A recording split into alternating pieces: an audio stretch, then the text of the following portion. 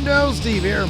And Larson. Welcome back to Going in Raw, the only pro wrestling podcast you need to be listening to. It's Wednesday, which means it's time for us to take a look at your hot takes from the world of professional wrestling. We're going to start with this one. Jack Canaria, I think it is, says, the belt collector gimmick is so lame. People will say it gives all these smaller companies publicity, but in reality, is anyone going to start watching Broccoli Pro Wrestling just because a mainstream star is holding their world title? I would watch Broccoli Pro Wrestling. That's what I was going to say. If there's a company called Broccoli Pro Wrestling, I would totally watch that. So I've seen this particular take all over social media. People is it because Mercedes? Is that why? Is it? Yeah. Because she's doing the belt collecting gimmick right now. Yeah. So I've seen this take all over social media, where people complain about the titles don't mean anything. There's nothing, nobody cares about it. And I personally could not disagree anymore. I like the belt collector gimmick thing because it doesn't happen very often. And like we had it with Kenny Omega, and I thought it was entertaining. And I thought him crossing, it was a little bit different because there was like another major promotion that, well, it was Impact, that he would cross over into. And there was another major one, it was AAA, but there was also Impact. Wow. What did he have any other ones? I think that was it. Yeah, that was kind of it, I think. It was like the 2 TNA titles and then AAA. Yeah, the Mega Championship. He was Mega Champion for a spell too. And so, I liked it. I thought it was cool. People look cool with a ton of belts. And they seem like they're super powered up. I saw video footage of WPW, I think it was. I'd never heard of this promotion before. But I saw this video footage of Mercedes winning it, and people went fucking crazy for it. That's pretty cool. Now I know that it exists. Yeah, I guess the overall idea of belt collector gimmick, I'm fine with. I think it works best when there's something more of the character than belt collector. Like with Kenny, it wasn't just belt collector. He had this great heel persona he adopted. He had the opportunity to play off with Don Callis and the Good Brothers and the Young Bucks. And it was, for the most part, pretty entertaining stuff. It wasn't simply, I'm going to win titles for the sake of winning titles. If the extent of the gimmick is I'm going to win all the titles, it's fine. But it'd be cool if there was more to it. Anyways. Regardless if these titles from these various independent promotions around the world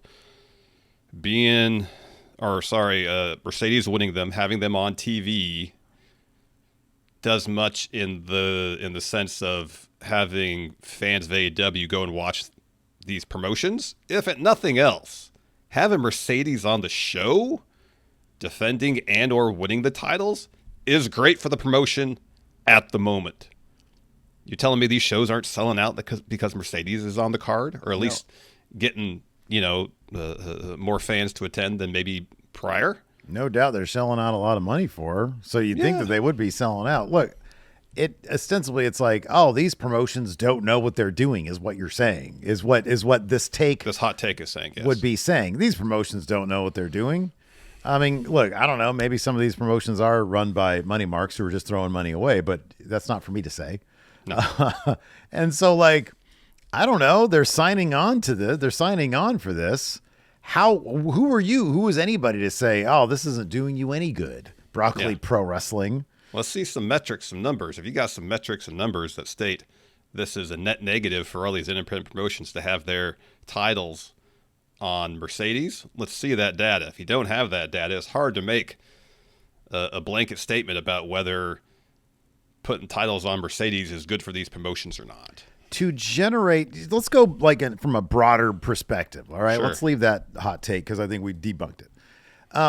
But from a broader perspective, let's go back to kind of what you were getting at.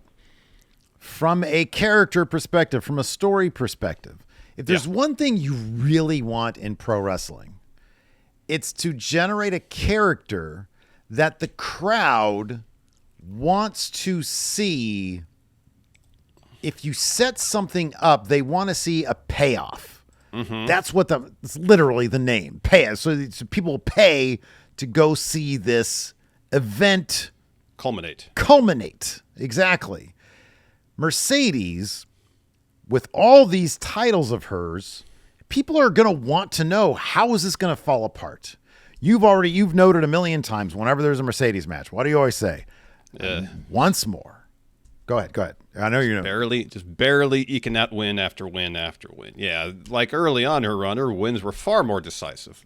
During the latter part of her run as TBS champion, how many of her wins have been via roll-up, which, historically speaking, has been an opportunistic and or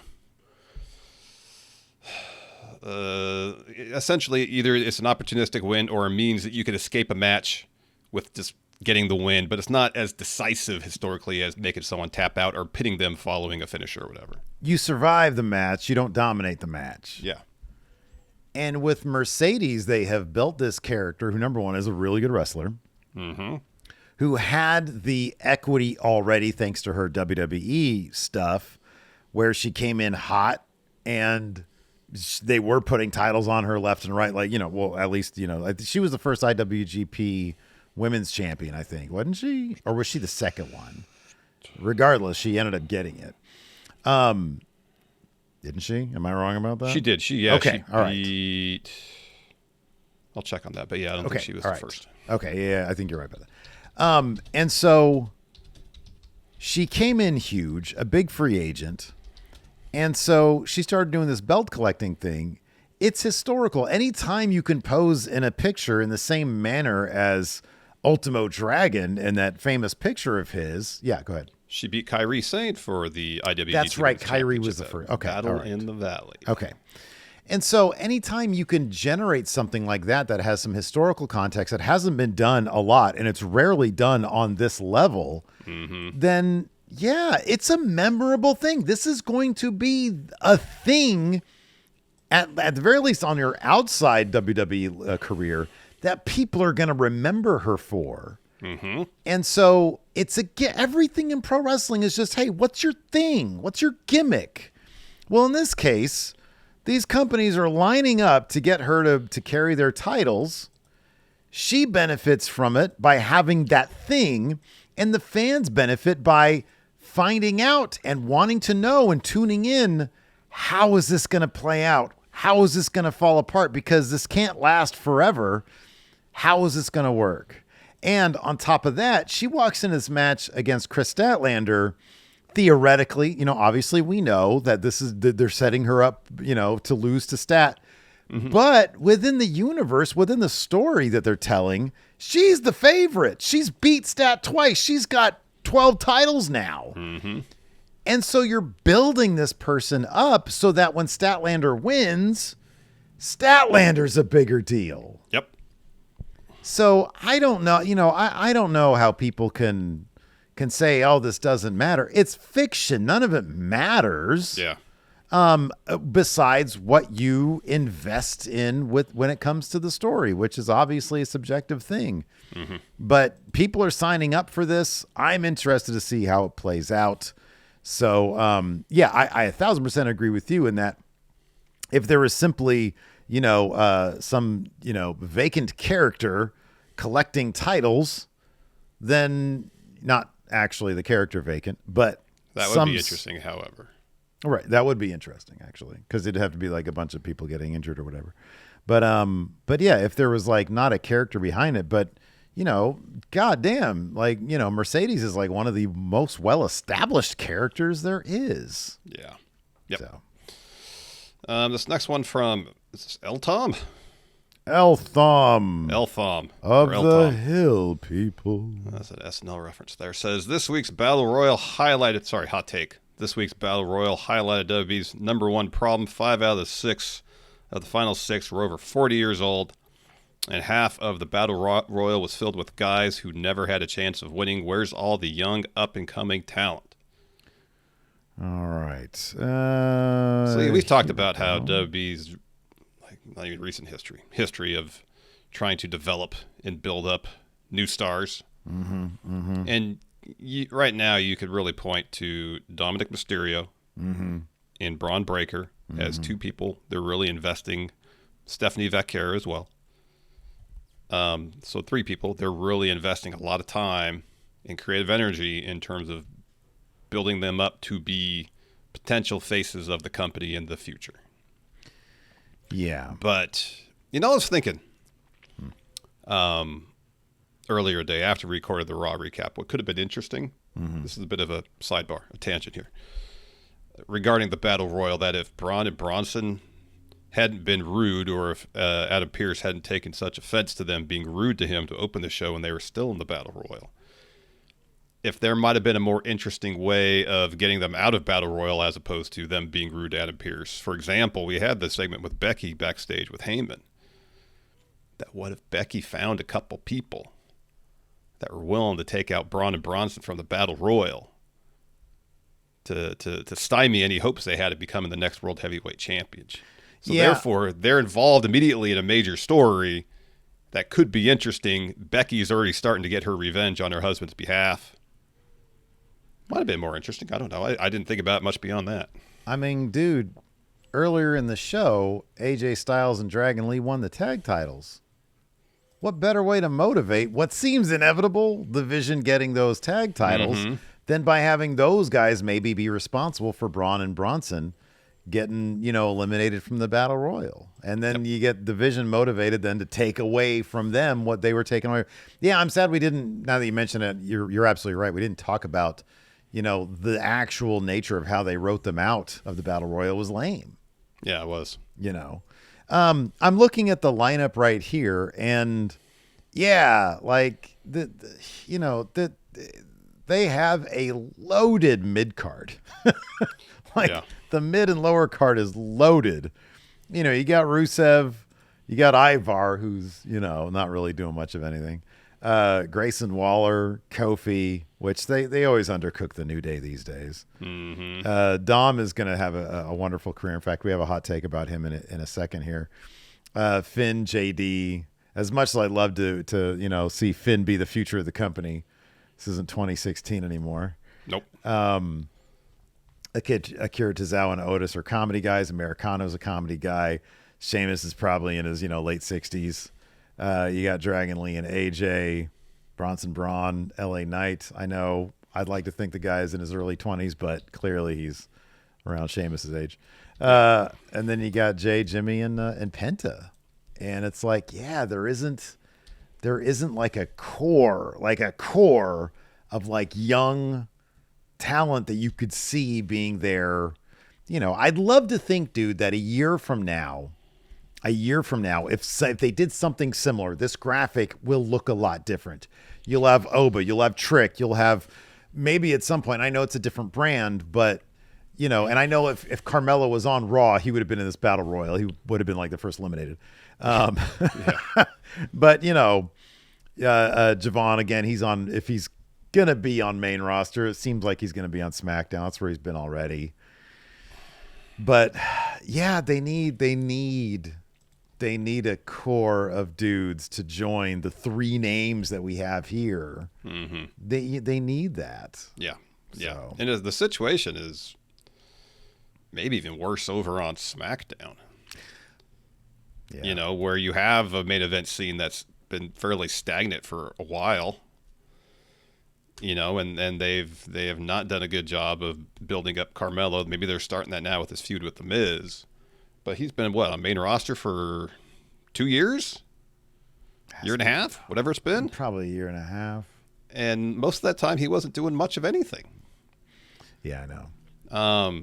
So, across the board on main roster WB, they need to do a much better job of developing younger talent to be next in line for those main event spots.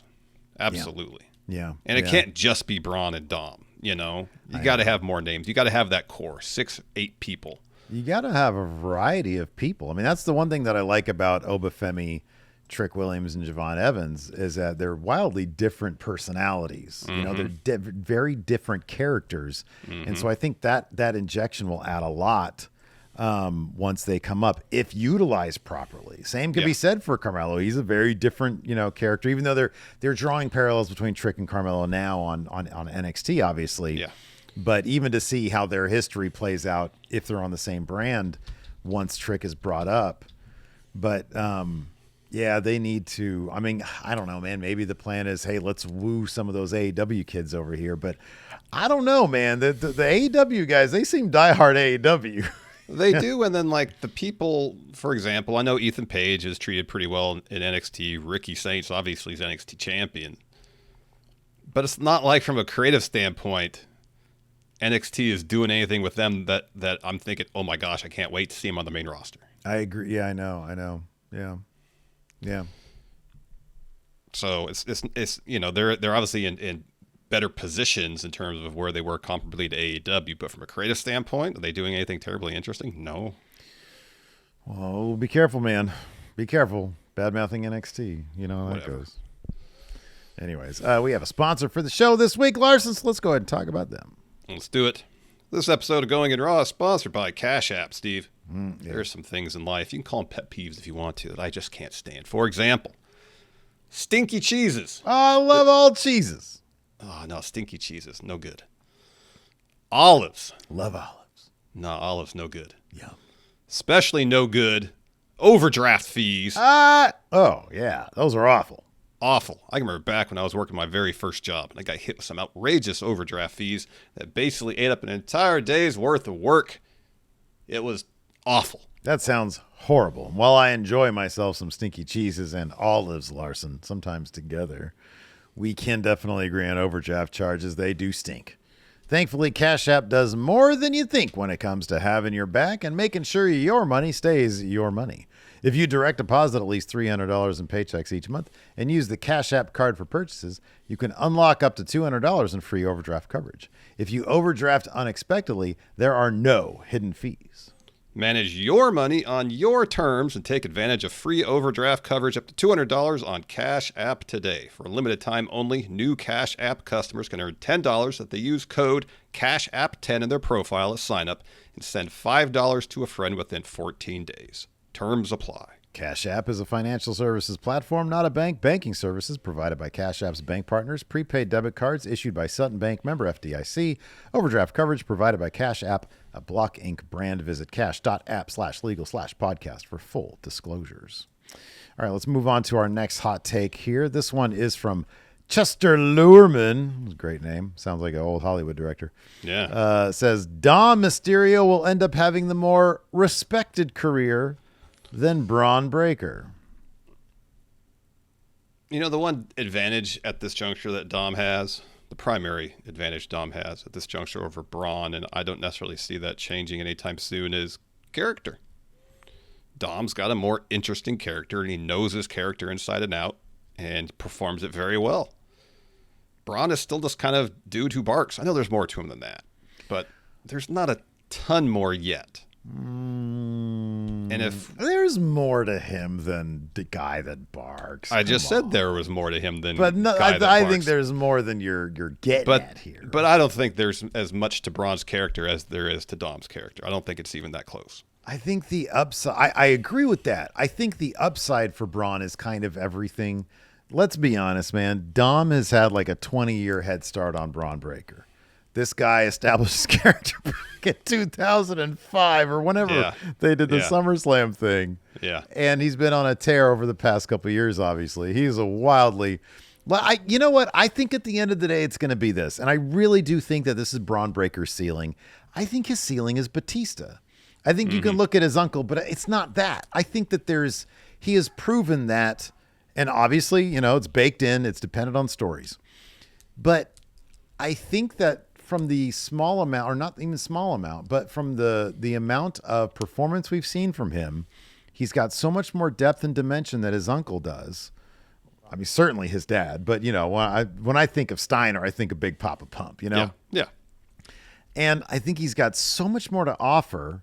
And I think of Batista, who is a big man with dimension. Batista had dimension. He was a guy who could perform. Not shocking that he's the actor that he is, but he was a guy that had his character went through so many different levels of dimension that, and Dom, the parallels to Eddie are clear. And I think Dom has the Eddie stuff. I think he's got that. So, I mean, when you say more respected, man, assuming, I think they've already done such a great job with Dom. And yes, there is plenty left to do with Bron. But I think that even if they do a half-assed job, I think he'll do a terrific job with it. In which case, I think there's the potential for two just really, really awesome careers here. At which point it's like, well, they're both awesome. Who do you like more? You know what I mean? Yeah. I mean, I don't know if you present the two, if you present who's had a more respected career, Eddie Guerrero or Batista. People will probably end up saying Eddie because I think he was more of a match guy than Batista. Plus, he was the personality guy. Yeah. But Batista had a hell of a career. Yeah, awesome career. Yeah. And everything, obviously Batista's done post-wrestling, I think has enhanced his legacy overall. And I think Bron has that potential as well, by the way. Yeah, obviously things still have to come together for Bron, to be the total package, if you will. What they, I think, want him to be. At the minimum, someone of the Batista stature. I'm sure if they have it their way, they're talking Roman, Oh, yeah. It could be a situation where you look at their resumes at the end of their career, and Bron will probably have more of the accolades, more of the world title wins, the Rumble wins, so on and so forth. Mania main events. But Dom's like, if he keeps going the current trajectory, he'll probably be a wrestler that people respect for what he brought from a character standpoint. Oh, yeah. From a performance standpoint in that respect, as opposed to, he main evented 6 WrestleManias and was a 5-time world heavyweight champion. It's like, no, remember Dirty Dom when he had the Intercontinental title. That run was wildly entertaining. I think it's going to be kind of one of those things where on paper you're like, well, obviously Bron had the better career, but if you actually watch their work, I think at the end of the day, unless Bron takes some serious leaps in terms of the character stuff, people who look at Dom's career be like, what a great character. I mean, they're only a year apart, and I don't know. I'll sort of believe it when I see it in terms of Dom becoming, because Eddie, obviously, he didn't main event Mania, but he won the world title at Mania. So yeah, dude, I don't know. I think they're both going to have stellar careers. I do. I think it's going to be difficult to, they got, in terms of being a dude who's got potential to be face of the company, it is Bron. I mean, I think they're banking everything. I think they're banking everything on this guy, which might be one reason why they're not going to go away from the plan they had for him, because they want, maybe they have the big pieces in place and they're like, hey, we know this roadmap has a lot of potential to work. Let's not go too fast, too far with it. Yeah. I get that. I still think they should. But anyways, Nate Fuentes has a hot take. Says, shows were a lot better when anybody could win. Now matches feel so predictable and upsets rarely happen anymore. Larson, let me ask you a question. Has there ever really been a time when most matches on a card weren't foregone conclusions? No, I mean, if you go back 30 years, what was happening on Raw? Squash matches. Hey, what about that one week where you had Stone Cold Steve Austin versus Steve Blackman? Were you at all in doubt over who was going to win that match? The most shocking outcome at that point would be Stone Cold not winning, as in a wonk finish. You know what I mean? Yeah, right. Yeah. But if the the corporation was involved, that you can't dispel that as an idea. Yeah. Or the corporate ministry, for that matter. Yeah, there's a lot of looking back on the Attitude Era specifically, where it seemed like anything could happen on any given night in terms of what happens. And that was true to an extent, but more so from a story perspective as opposed to the matches. Mm-hmm, yeah. Matches generally had 2 outcomes. Overbooked, wonked finish, where who you thought was going to win got screwed out of a victory, or whoever you thought was going to win was going to win.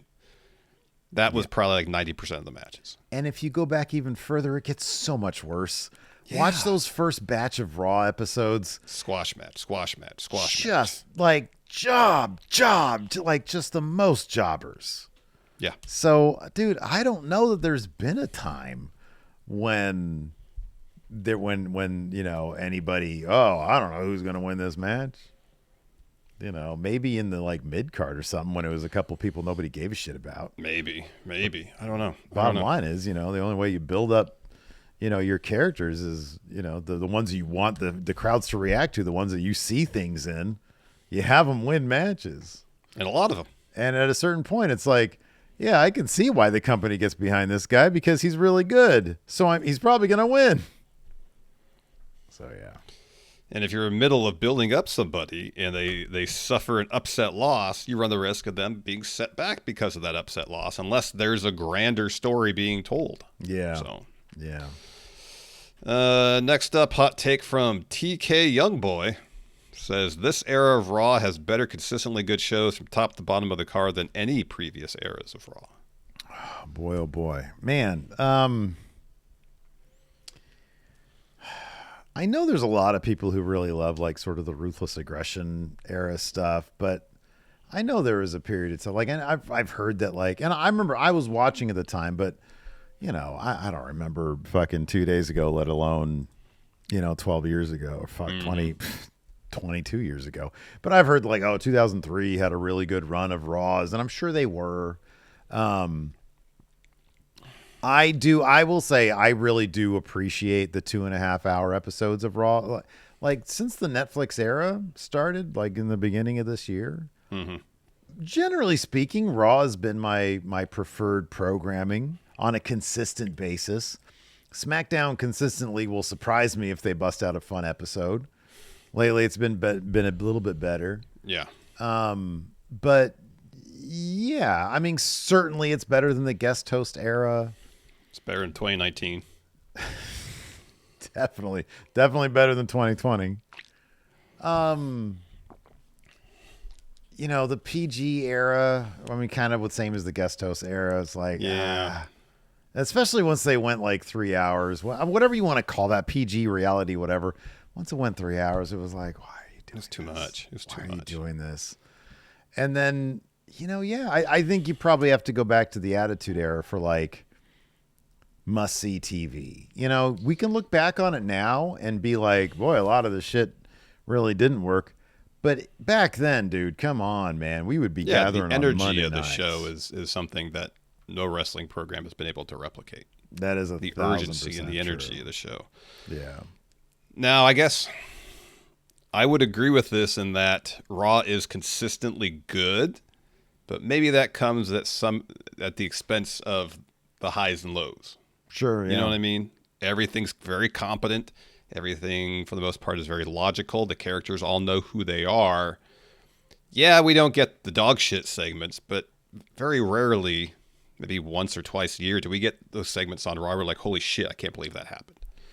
Yeah, and that's something that the Attitude Era, like, you maybe sacrifice some of what we do get now, which is like lengthier, like, even just this week on Raw, we had the tag title match was really good. Yeah, it was really good. The Intercontinental Championship match was really fun. And on Raw back during the Attitude Era, they do 2-3 minute matches. Yeah. Just to feature another juvenile gimmick, which honestly, most of the time I laughed at and I thought was entertaining, but it was just a goof. It was like, well, this isn't like wrestling. And it wasn't trying to be that. No. But yeah, you'd get those personalities and characters. It is honestly, like, it still is remarkable that in the span of like 2 years between like 96 and 98, Vince was able to shift WWE's creative the way he did. Mm-hmm. I mean, obviously it was a group effort, but he's the bottom line guy. And to go from where they were just even in 95 to like late 97, oh my God. Yeah. That was a fucking creative renaissance right there, or at least a pretty huge leap. At least just a huge shift in tone and whatnot. Yeah.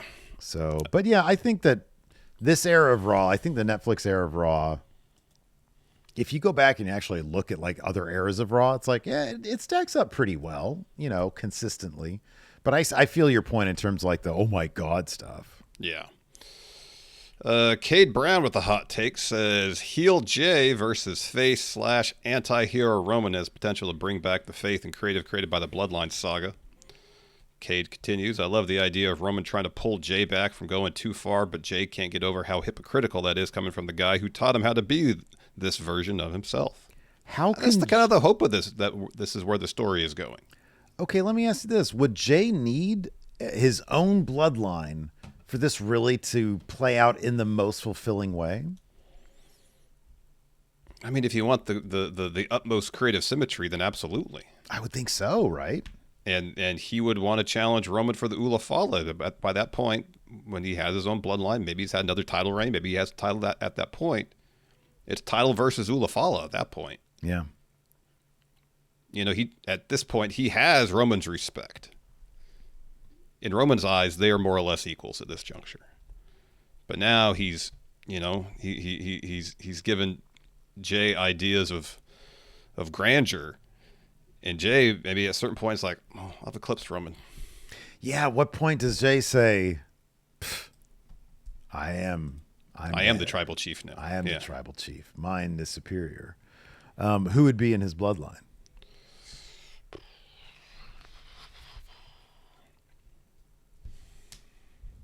That is a good question. Because he can't just, like, say, hey, Tamatanga Tangaloa, come on over, you know? No, like... It's got to be his crew. Solo's got, like, he's got, like, all the he's got the MFTs wrapped up. Yeah. Be a bunch of randos. Yeah, I don't know. Because it's a funny thing is they already tried that with Solo. And so, like, they're going to need some unique take on this with Jey if they do that.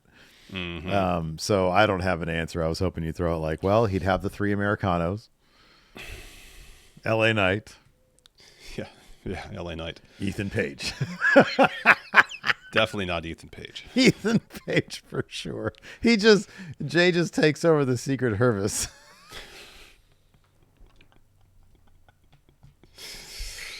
Oh my goodness. Oh my God, dude. He gets Dark State, Larson. Oh no. Got to deal with Cutler James. Yeet State. Being in the new bloodline, huh? Yes, exactly. Yeah. Hot take here from Initial David says the Young Bucks are the best tag team in wrestling history. Other teams may have been more over or been better in-ring wrestlers, but they are so far ahead of everyone when it comes to actually wrestling as a team. Yeah, apparently Initial David's never heard of the Beverly Brothers. Because you can't name a better tag team move than the Shaker Heights Spike, baby. That is but one move, Steve. It's the only move you need, Larson. Seemingly. One dude would throw a guy up, the other one would like smack him on his head so he'd go straight down. Straight down to the mat. Oh, goodness. Yeah, the Young Bucks have gotten a lot of shit through their careers. I'm speaking strictly in terms of their in-ring work. They've gotten a lot of shit, but I can only maybe think of a handful of other tag teams who have come up and continually come up with inventive sequences, inventive moves, tag team moves.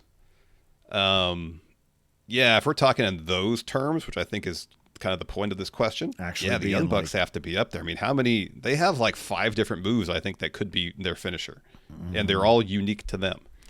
Yeah, and the way they tag in and out and whatnot. Yeah, it's good. I mean, dude, honestly, like, I think they have a case. I think FTR has a case. That's another team I thought of as well. Yeah. Like I feel like they really just focused on what tag team wrestling is, as opposed to I'm sure a lot of these people have focused on single stuff, but I don't know. I mean, it's been a while. I didn't watch the Hardys versus the Dudleys this last one, but in terms of being like a tag team, I seem to remember the Hardys were pretty good too. Yeah, they were. They were great. I mean, the Usos, honestly, as tag team wrestlers, like the Usos are pretty fucking good too. Yeah. So I don't know. In terms of like all of history, I think the ones that we named all have a pretty decent case to be made, but the Young Bucks are definitely up there, man. They're in the conversation, that's for sure. Yeah. John and Alistair voice. John. Hot take here says best way to book a babyface is a fighting champion who runs themselves into the ground, eventually leading to them losing because of it. So Darby's first TNT title run. Yeah, I thought that was really when done good. well, it's very effective. You just can't do it with every babyface champion. Yeah, I mean, it is kind of funny that like it's rare that people. Although, I mean, dude, you look at Cody and what Triple H has done with him in terms of keeping him, as over and as hot as he is. I'm not saying that like, his stories have been all that fucking awesome, but if the point is to, is for a babyface to be a big draw and to keep people interested, Cody's kind of done that. Mm-hmm. But yeah, in terms of telling interesting stories, they're definitely, the chase is kind of a crutch. It's like, well, this is something we can lean on because it's easy and everybody wants to see somebody achieve a goal. Once somebody has achieved that goal, where the hell do you go then? Yeah. So I understand why that's difficult. I always appreciated, I know he lost the title 3 months after he got it, but Steve Austin had that WWF title quite a few times. And so they would always reboot his chase to a degree. Yeah. But at the same time, they would also throw a lot at him. He had, first it was McMahon who had the power, if you will, and his cronies, and he would enlist the aid of wrestlers. And then he had the whole corporation, he had the ministry, and then the corporate ministry. Yeah. And so they would just grow bigger and bigger against Steve Austin. And then you had The Rock with, McMahon. So for that story, it's basically a numbers game. It's like one guy against many. They're doing that now with Hangman and the Odds. Well, what the thing is, you got to have continually escalating odds for the babyface champion, whether that's in terms of the amount of opponents he faces, the amount the opponents plus people having their back, or the continuous defense strategy, which is what John and Alistair Voice is talking here. I'm going to take with on each all match comers they all take time. more damage. Yeah, the odds stack up against them with each subsequent match. So that's really the thing. If you have a babyface champion who's really popular, just put him out there, drop a promo, and have a match. People are going to lose interest. You got to continually build the odds up so that at a certain point the odds seem insurmountable for this champion. And yet, what you just described is Cody Rhodes, and yet they still love Cody. Yeah, I know. I'm talking about having a couple matches, dropping promo. No real adversity, really. Look, the guy's still wildly popular. Yeah, I don't get it. What's the worst? Besides what you just described, what's the worst babyface pro wrestling trope? I think we might have just seen it with Hangman and Samoa Joe. I respect the worst, you, but I'm going to beat you. The worst babyface pro wrestling trope is really just generic smiling babyface. Mm-hmm. Mm-hmm. That's the worst because there's no depth to that character. Yeah. When they always do the right thing. Oh, the pushover. Corners. The pushover. The pushover, smiling babyface champion. It's boring. They're the worst. Yeah. Yeah. Yeah. Where are we at here? Ozzy with the hot take. Oh, you know what a horrible babyface is? Happy to be here. Yeah. Yeah. Ozzy here with the hot take says the ruthless aggression era is the best era for wrestler theme songs. Slow Chemical for Kane. I know one of your favorites. Love it. Sing me the first line. Golly, it's something like the wonder. I think it's the wonder of the world is gone and no. I just said the first one. Bombshell for the Dudleys. I Walk Alone for Batista. That's a great one. That's a great song. Why is there no mention of Metalingus here? That's a good point. And Line in the Sand for Evolution. Yeah, Metalingus. I mean, that's tops for me. Yeah, dude. On this day, I see it's clearly. So emotional, and yet the name of the song is Metalingus. I know.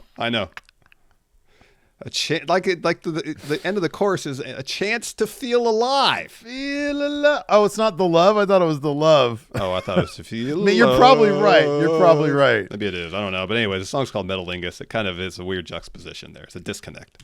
Yeah. No, I think that Ozzy here has a really good point. Actually, Ruthless Aggression era might be the best era for theme songs. It could be. I mean, look, no shade to the same guy who was doing them at the Stone Cold Steve Austin's theme, DX's, Jericho's, those are all great. Man, I'm just looking at the blind ranking from today. Yeah.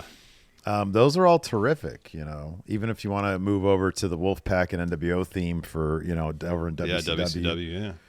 With Jimmy Hart and all them. But can't confirm his chance to feel alive. I think okay, good.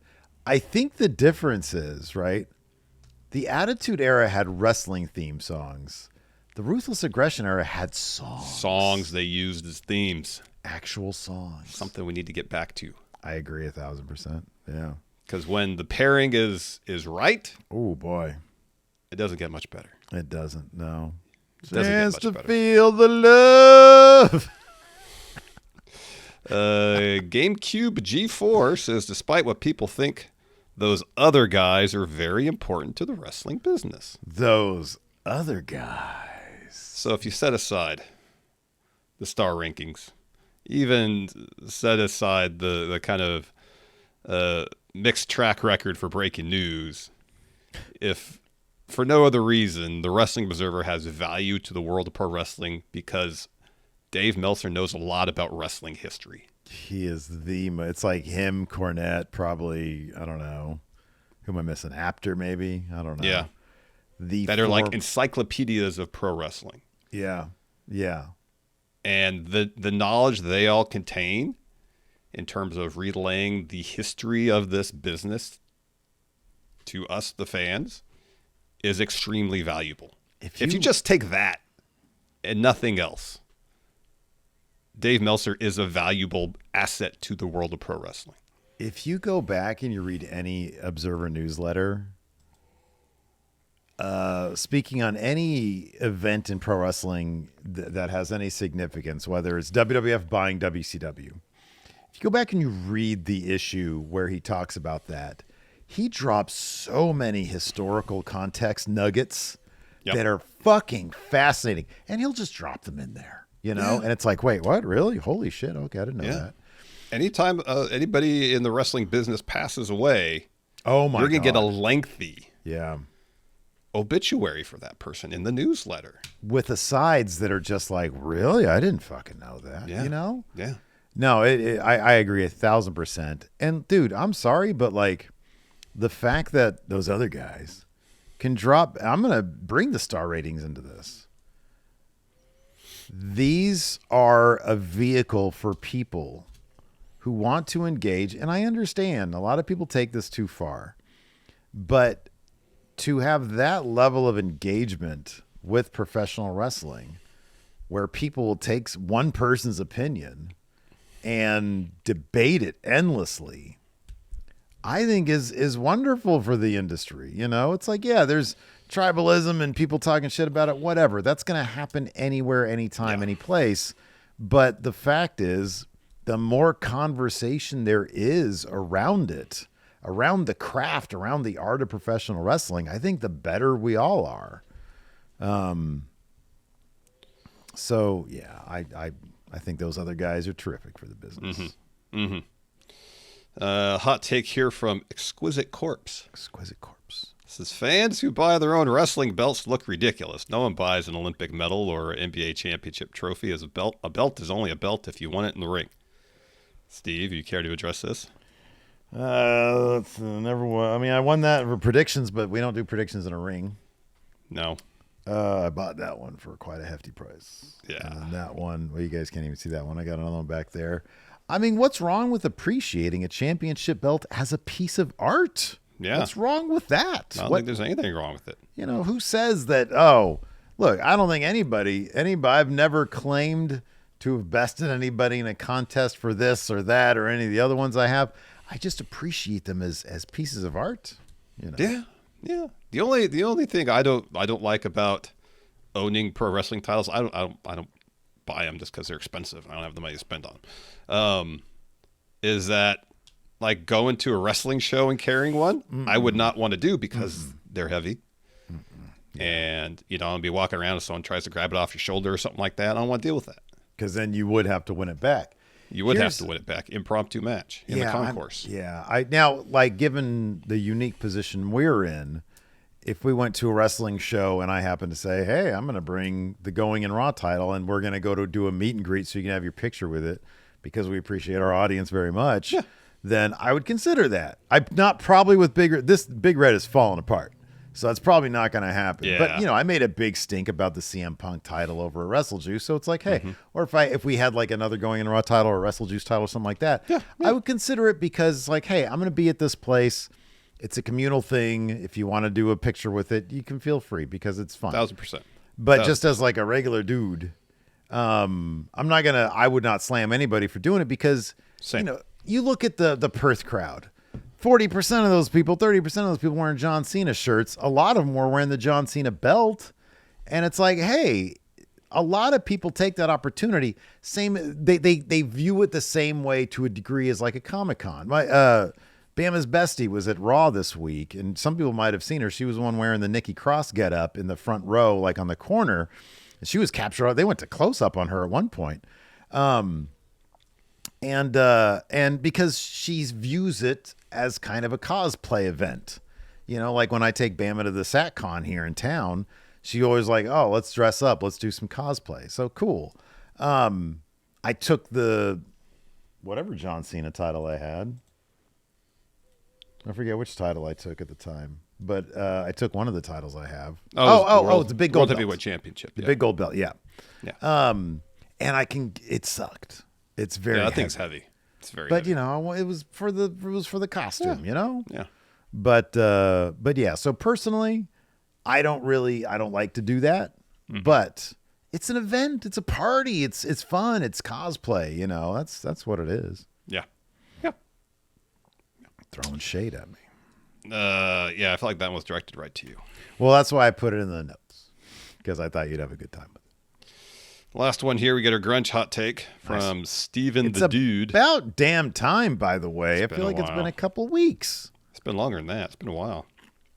Steven the Dude here says Lane Staley was the best singer of the big four grunge bands. I have to remember in the thread itself to say, also, we're interested in grunge and Star Trek hot takes. I mean, we could open and say, hey, wrestling hot takes. If you have hot takes about just life, sure, it'd be fun too. Fuck it. Any and all hot takes. Any and all hot takes. What about this hot take? What's your take on this hot take? I'm guessing you're going to say Chris Cornell number one. Yeah. I mean, look, all four had just absolutely magnificent voices. Distinct. They're all distinct. They are, yeah. It's hard after hearing Chris Cornell sing the Ave Maria. It's hard not to say Chris Cornell. Yeah. Like I'm not even like a technical music guy. I watch Rick Beato videos, of course, but I think Cornell's probably like in terms of a traditional singer guy. Oh my God. He had the widest range. Yeah. Mm-hmm. Yeah. Yeah. Without a doubt. There was an emotive quality to Lane's voice that was very unique, even among his contemporaries, that I was always drawn to. Yeah. And looking back now, 30 some years, after Alice in Chains released their first few records, it's one that I find myself more drawn to now than I hardly ever listen to Pearl Jam anymore. I just don't. Part of it is because I listen too much, and then their new stuff's not very good. And looking back at some of the music now, I'm like, this wasn't as good as I remember it being. Yeah, no, I don't disagree with that. I listen to a lot more because you know what? I think Alice in Chains is the band that I listen to maybe the least in terms of their entire output. Like I've listened to Nirvana's whatever, 4 or 5 records, whatever they did, a lot. Mainly like over the past like 20 years. Cause like when they first came out, I wasn't huge into them. And then eventually I got back into them. I was like, God damn, this is so good. Soundgarden I was always into. But Alice in Chains I always really liked, but I never really did any deep dives. So more recently, like that's what I'll listen to if I'm in a grunge mood. The pain in Lane Staley's voice is probably the thing. It's that you mentioned an emotive quality, and the guy, you don't have to. There's no guesses here. We know how he passed. We know what many of his lyrics were directly influenced by his addiction issues, and you could hear that in his voice, and I think that is kind of the big draw. Yeah. For him. What do you think Eddie Vedder was trying to express with his voice. Well, there is obviously a level of angst. Although you take a song like, I don't know, Leatherman, about some woodsman.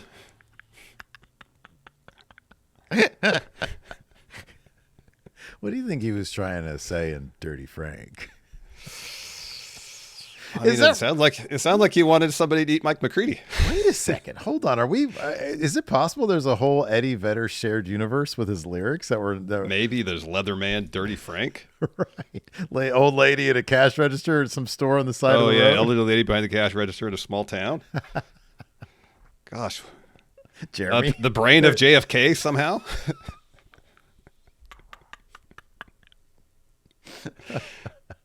I think there might be a whole tapestry. Now this is a deep dive we got to do. Maybe this should be the bonus episode this month. Oh my God! Pearl Jam shared universe. The Easter eggs of Eddie Vedder songs. Maybe there's all sorts of characters that are interlinked somehow. We just haven't put the pieces together yet. Man, wow, better man.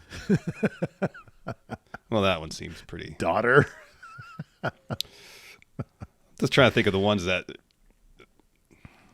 are a little more outside of the box for Pearl Jam, like a Dirty Frank. Yeah, Dirty Frank. Oh, it's like you where's sing Mike doing a McCready? song about a cannibalistic serial killer. Yeah. My God, it's too late. It's Dirty Frank. Bang, down. Where's Mike McCready? Where's My God, he'll be late. Dirty Frank.